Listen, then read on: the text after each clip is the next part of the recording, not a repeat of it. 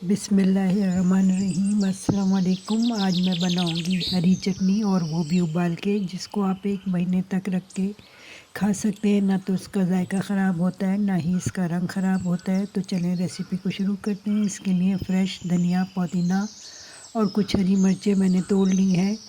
और ये हरा धनिया पुदीना मैंने तोड़ के और धो के अच्छी तरह से खुश करके रख लिया। और ये हरी मिर्चें ये भी धो के खुश करके रख ली हैं। अब ये टमाटर हैं, 3 मीडियम साइज़ के टमाटर लूँगी और इसको ऊपर से हरा वाला पोर्शन हटा के और ये क्रॉस में कट लगा के इनको रख लेंगे। तो इसी तरह से ये 3 मीडियम साइज़ के टमाटर मैंने ले लिए हैं, इनको एक तरफ रखते हैं। और अब 10-12 जवे लहसुन के वो छील के वो भी इन टमाटरों में डाल देंगे। अब एक पैन चूल्हे पे रखा है, इसमें डालेंगे 1 गिलास पानी और ये टमाटर और लहसुन की कलियाँ सब इसमें डाल देंगे और एक उबाल आने देंगे। और जैसे ही उबाल आएगा तो इसको ढक के गलने तक पकाएंगे और थोड़ा सा पानी इसमें खुश्क हो जाए जब तक पकाना है। तो जब तक ये पक रहा है तो हम हरा धनिया मोटा मोटा सा काट लेते हैं, क्योंकि इसे हमने पीसना ही है। तो 3 मुट्ठी हरा धनिया और 1 मुट्ठी पुदीना हम यहाँ लेंगे, क्योंकि हरा धनिया हमने यहाँ ज़्यादा लेना है और पुदीना कम लेना है। तो पुदीने की पत्तियाँ भी इस तरह से तोड़ के डाल देती हूँ। तो ये हरा धनिया पुदीना मैंने काट के रख लिया। और कुछ अब हरी मिर्ची, यहाँ 10-12 हरी मिर्चें भी ले लेंगे और मिर्चों की डंडियाँ निकाल देंगे। और बस इनको मोटा मोटा सा 2-2 पीस कर लेंगे बीच में से। और इनके बस 2-2 पीस करके इनको भी डाल देंगे इसी हरे धनिए पुदीने में। और इनको एक तरफ रखते हैं। अब टमाटर जो है उबल चुके हैं और गल चुके हैं। तो आप चाहें तो ये देखें, लहसुन और टमाटर सब अच्छी तरह से गल चुके हैं। चाहें तो इसे छिलके समेत भी पीस लें और चाहें तो छिलका उतार दें टमाटरों का। अब टमाटरों का छिलका यहाँ मैंने उतार के इसको थोड़ा सा मैश कर लूँगी, साथ ही लहसुन को भी मैश कर लेंगे। और अब इसे एक जग में डाल देंगे।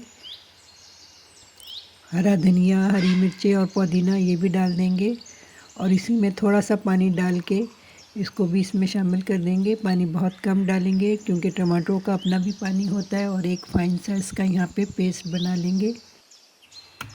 अब इस चटनी को प्याले में निकाल लूँगी। तो ये देखें माशाल्लाह कितनी अच्छी इसकी खूबसूरत सा इसका कलर आया और बहुत फाइन सी ये चटनी पिसी है। इसी तरह से आपने भी पीसनी है।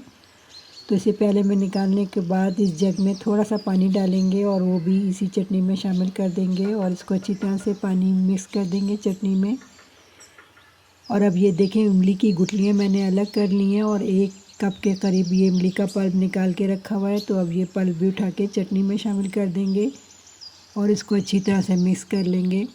और यहाँ पे अब मैं कुछ पिसे हुए मसाले डालूँगी। तो 1 टीस्पून इसमें हम डालेंगे सफ़ेद नमक, 1 टीस्पून डालेंगे काला नमक, 1 टीस्पून सफ़ेद ज़ीरा पिसा हुआ और 1 टीस्पून डालेंगे सिया मिर्च पिसी हुई। और इन सब मसालों को अच्छी तरह से मिक्स कर देंगे। नमक चख लेंगे, कम हुआ तो हाफ़ टीस्पून दोनों नमक मैं और डालूँगी। तो हाफ़ टीस्पून सफ़ेद नमक, हाफ़ टीस्पून काला नमक और हाफ़ टीस्पून कुटी हुई मिर्चें मैंने इसमें और डाली हैं। कुटी हुई मिर्चों से एक तो टेस्ट भी बड़ा अच्छा सा निकल के आएगा और इसकी लुक भी बहुत अच्छी आएगी।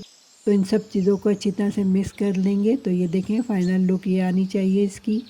तो तैयार है हमारी आज की रेसिपी, उबली हुई चटनी की ये रेसिपी। इस चटनी को आप 1 महीने तक इस्तेमाल कर सकते हैं। ना तो इसका रंग ख़राब होता है, ना तो इसका जायका ख़राब होता है। तो चलिए, मेरी ये रेसिपी पसंद आए तो चैनल को लाइक सब्सक्राइब करें, फॉलो कीजिए और जाते जाते एक लाइक तो लाजमी करते जाएं। अगली वीडियो तक के लिए अल्लाह हाफ़िज़।